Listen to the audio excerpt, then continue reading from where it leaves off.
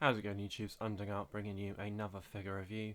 Today I bring you the PWTOYS Octopus Man, aka No Way Home Dr. Octopus, or maybe slightly Raimi Dr. Octopus, depending on if you can suspend your disbelief for a little bit. So, as you can see from this picture, he is so back heavy because of those arms that you can't actually have him standing without a stand, which is a bit of a shame, but I understand why that's the case. So I'm not sure how I'm going to display him in the future. But anyway, let's get onto the sculpt. This is going to be a new challenge for me, especially when it comes to articulation, because I don't know how I'm going to show it off. But the sculpt, I shouldn't say sculpt really, tailoring more so, is bloody brilliant. The coat is awesome. The black, why can't I think of the word, like turtleneck type thing. The sculpting of the arms, wrapping around his body is really cool. Even got the buttons, the gloves, and as you can see, here are the arms, and the arms are sculpted so beautifully. What I believe is it's a big long bendy wire inside with like a plastic, but like a really strong plastic, like a rubbery plastic kind of thing for the arms to give it the articulation. And then the claws are fully articulated. Can open up all the way, or they can close pretty much all the way. And same for these. So you can have him holding things, you can have him attacking, you can have him sprayed out, etc.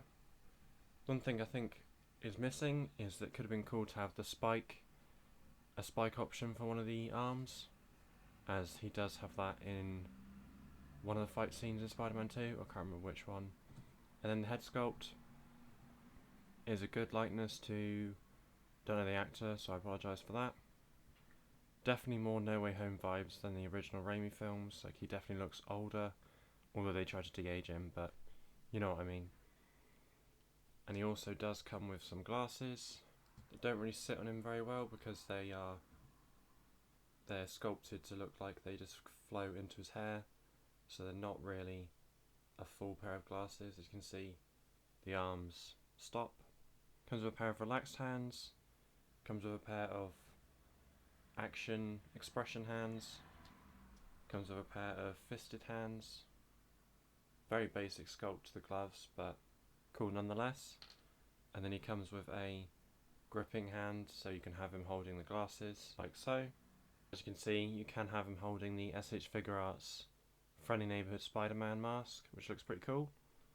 And as you saw at the start of the video, he does come with a stand that has the octopus arms, and then a really nice dynamic stand that's fully metal, kind of like the Hot Toys, so it's really good quality, and it crunches in a nice amount to hold him. And lastly, for accessories, I'm a big old sucker for deluxe editions, so of course I got the deluxe editions that comes with the nanotech arms. So here is one of the top arms. Really love the red accent on this, but of course I do prefer the OG look. And the sculpt is different because it does have the nanotech like claw kind of thing, like pointing towards the right of the screen. Don't know how to explain that. Like a C, I guess. And of course, because it's basically the same sculpt for the arms, the claws, sorry, it does articulate fully as well, which again, very cool. And just to show you one of the nano arms of these, like spindly, I don't really know how to differentiate them. This is one of the bottom arms. So getting on to articulation, his head does do a full 360. Really difficult to grab the body with the arms in the way. He does look down. Oh, he doesn't look down. Doesn't really look up either. don't know how to show the arms. Sorry, not the arms. Your torso does crunch a little bit, but not so much, and not so much at all. Back, and I don't think there's supposed to be there is a rotation in the body, but I think this piece hinders it. And the arm, the human arm I should say, goes out that far, down all the way to his arms. Not a full 360 because of the soft goods, but really far forward and quite far back. Double jointed elbows that go a really nice amount, and then wrist joint, ball jointed wrists. The legs kick out quite a good amount, but obviously you don't want to rip the seam. They kick forward a good amount again, and they don't kick back at all. His butt's in the way. There's a double jointed knee. They can't really use it because of the arms.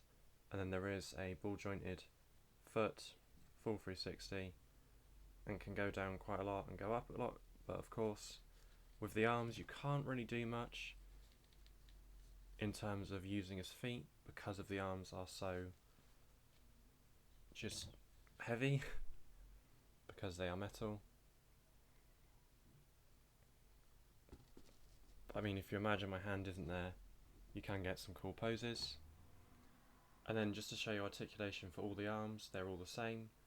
It's just a bendy wire, so you can bend it at any position and get some really cool, really good amount of bend. I think that's really, really good. But the only annoying thing is, maybe over time it will start to tear, but time will tell, of course. So, getting on to size comparisons. Ignore the stand in the background. Like I said, he's so back heavy, he cannot stand on his own. Here he is with the Essex Figure Arts No Way Home Final Battle Edition integrated suit, and the Essex Figure Arts Amazing Spider-Man with a custom painted logo to be more accurate to the TASM films. I think they have a really good height to each other. Considering this is a soft goods third party, I would say it fits more with Essex Figure Arts than it does with Mezco. And here he is with the Essex Figure Arts Friendly Neighborhood Spider-Man with custom painted head sculpt. I think this doesn't really work just because I don't remember Toby being that small, but maybe he is. I do think he should be slightly taller, but I don't really mind this. And lastly, here he is with the Essex Figure Arts Deadpool and my custom mascot Punisher. And again, I think he has a good height. He still fits in with like Marvel Legends scale, so you could have him as a classic Doctor Strange.